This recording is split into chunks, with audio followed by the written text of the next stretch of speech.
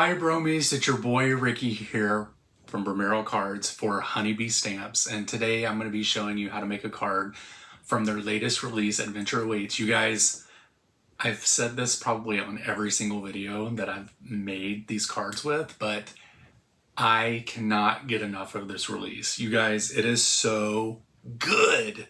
And I keep gravitating towards the same products because I freaking love them so much. Especially the pine tree embossing folder. I can't get enough of that. The pattern paper, can't get enough of it. Anyway, you guys make sure that you head over to their store and check out all the products by clicking the links below. Also, make sure that you like, subscribe, share, click that bell so that you know Honeybee Stamps has a new video coming out.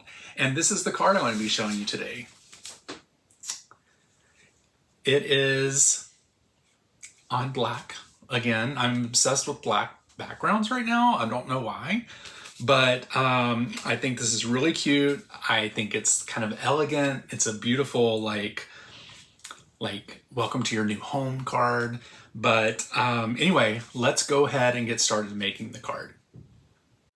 Okay, to make this card, we're going to be using the Lovely Layers Summer Cabins die set. We are also going to be using No Place Like Home sentiment and matching dies. We are going to be using the Sweet Stacks ovals along with the Into the Woods embossing folder. We're going to use some black and white paper here along with some colored cardstock here to build our cabin, and we're going to be using some paper from the Adventure Awaits paperback. So the first thing we're going to do is we are going to emboss our black piece of paper here. This is going to be our card panel that goes onto the card base. We'll just stick that into the folder, and then we will run that through the die cutting machine. And once we get back, we will have it here. And look at all that texture. You guys, I love this folder. I cannot stop using it. I can't stop using it. Okay, so now what we're going to do is going to use the Sweet Stacks oval here to cut out a little scene from our paper. So I'm just going to place that where I want it to be.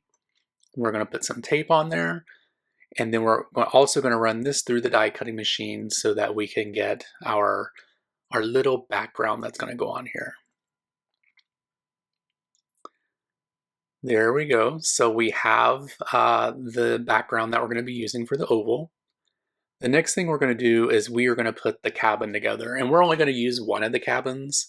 So I'm going to make the base the lighter color here, which is a craft cardstock. And then I'm going to do the frame of the house in the darker color. I'm also going to do the window sills in the dark brown here. And we're going to run this through the die cutting machine. And because this has texture, I like to add a shim in there just so that when the die comes out, you can actually see the texture that's on it to make it look like that it's a log cabin. So I'm just doing that for everything just to make sure that the texture shows up, that is in the die, and that everything gets cut out. It would probably be fine without the shim, but I'm crazy. I just like to put it in there to make sure that everything works okay the first time, because we don't like to waste time, right? Now we're going to use the yellow piece of paper here, and we are going to be using this to cut out the quotation mark lights inside the cabin. Now that we have that through, I'm going to cut out the foundation of the cabin along with the little decorative piece that goes along the top, which I believe is supposed to be the gutter system maybe. We slam that die down because we're professional here. And so that's the foundation, and it does have texture to make it look like there's bricks. You can't really see that right now in the video, so it's a little far away, but that's okay. So now that we have that done, we are going to start gluing the pieces down. So I'm going to take the frame here and use some Honeybee Stamps glue, and we're just going to place that down onto the base of the house. Next, we're going to take the foundation and we'll put that down.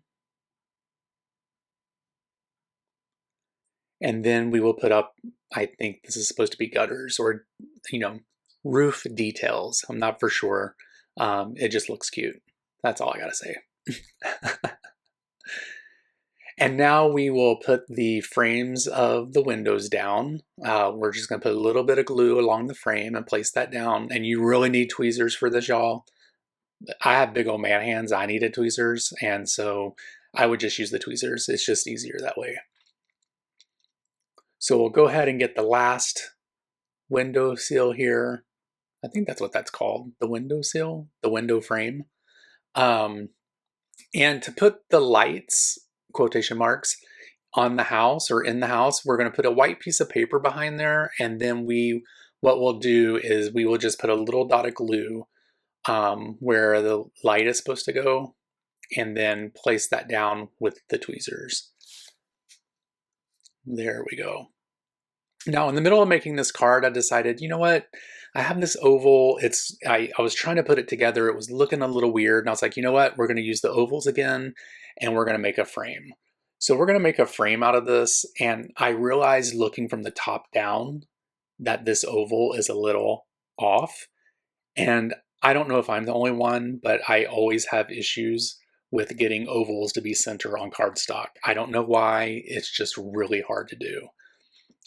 But anyway, we went ahead and cut that out, and this just made like a frame that's going to go around the oval, just to give it a little bit of oomph, you know, a little bit of touch of fancy.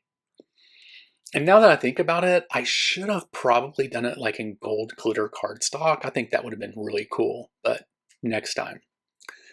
So we're going to glue this down to the card base here and get that glued down. Then we're going to take the centerpiece, which is the pine tree pattern paper here, and we will get that all glued up and put that down. And this took me a moment because it's off center and I was trying to get it right. It just took me a minute to get this actually in place. I was trying to move it. It wasn't feeling right, but we got it.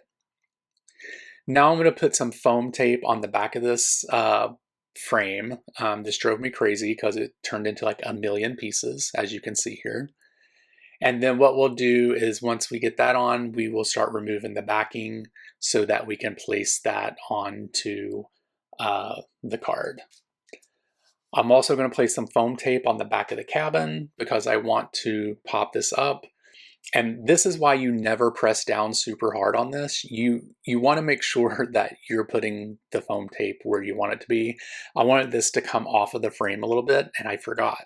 But because I didn't push down the foam tape, I was able to cut it and remove it, and it didn't tear my paper or mess up my cabin. So I'm going to remove the backing off of the oval and get that placed onto the center here. My head is going to show up because that's usually what happens when I need to get even. And guess what, you guys? It didn't work. I didn't have my head far enough over, and I'm a little bit off. It's going to drive me crazy. It's fine. It's fine. You can see that it's driving me insane right now. But we're going to remove the top or the backing off of the foam tape and place that down along the frame. And now what we're going to do is just go ahead and get the sentiment stamped out. I decided I'm going to heat emboss this in white on black paper. That's usually my go-to combination for sentiments lately, black paper. I'm not for sure why. We'll use some embossing ink here. We'll get that stamped down to make sure that the ink is in really good contact with the black paper. And then we're going to use some white heat embossing powder here and get that onto the cardstock. And then we're going to make magic by doing some heat embossing. This is magical. I love it. I love to see it every time. It's amazing. It's like some science or something. I don't know. It's really cool. Okay, and now we're going to use the matching die to get this cut out. You guys, in every video, you're probably tired of hearing me saying this, but these are game-changing. They're lifesavers. They're the best. Can't live without them. Okay, now that we have that cut out, we are going to put some foam tape on the back of this as well. And then pretty much the card is going to be done. I want to thank you guys so much for watching this video. I truly appreciate it. Make sure that you head over to Honeybee Stamps and check out all their latest products. Head over to Instagram, Facebook, join all the things, and then check me out over on Instagram and on YouTube by searching for Bermero Cards. There'll be links down in the description as well, so you can find me. And I hope that you guys enjoyed this video. You guys have a great week, a great night, a great weekend. Whenever you're watching this, I will talk with you later. Bye.